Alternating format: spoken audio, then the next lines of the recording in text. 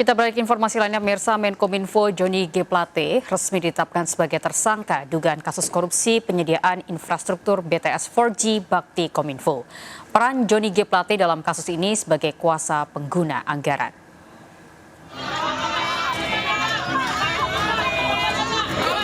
Menkominfo Johnny G. Plate resmi ditahan Kejaksaan Agung usai ditetapkan sebagai tersangka dalam kasus dugaan korupsi penyediaan infrastruktur BTS 4G Bakti Kominfo.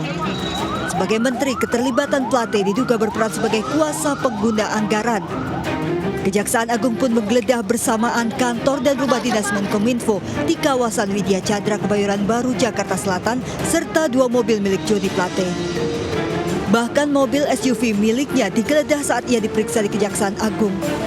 Penyidik merogoh setiap sudut mobil dan membawa ponsel, amplop putih, berkas dan kartu identitas. Sementara di rumah dinas Plate di Komplek Widya Chandra 4 jam digeledah, penyidik Kejaksaan Agung membawa 3 box berisi dokumen. Dari penggeledahan di kantor Menkominfo, penyidik membawa 2 box kontainer yang juga berisi dokumen. Kejaksaan Agung masih mendalami kemana saja aliran dana dalam kasus ini, termasuk ke partai politik. Kita masih mendalami semua, ya, dari hasil pemeriksaan BPKP kemarin disampaikan oleh Pak Jaksagung dan Kepala BPKP. Ini kita pelajari dulu, kita klarifikasi hasil pemeriksaannya, apakah ada aliran, apakah ada tadi menggunakan untuk kepentingan lain, tentu masih ada dalam tahap didalami sama teman-teman penyidik. Dalam kasus ini, Kejaksaan Agung telah menetapkan 6 orang sebagai tersangka.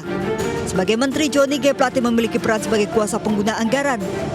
5 tersangka lainnya, Anang Ahmad Latif, Dirut Bakti Kominfo, mengeluarkan peraturan yang mengarahkan pemilihan pemenang proyek pengadaan. Galumbang Menak, Dirut PT Murah Telematika, mempengaruhi penyusunan peraturan. Irwan Hermawan dan Mukti ahli dari pihak swasta, permufakatan keduanya mengkondisikan pemenang lelang. Serta Yohan Suryanto, tenaga ahli HUDEF UI, memanfaatkan HUDEF UI untuk mempengaruhi kajian teknis pengadaan. Dalam kasus permufakatan jahat dengan mengatur tender proyek dengan menggelembungkan harga, negara dirugikan 8 triliun rupiah. Dari Jakarta, tim liputan iNews melaporkan.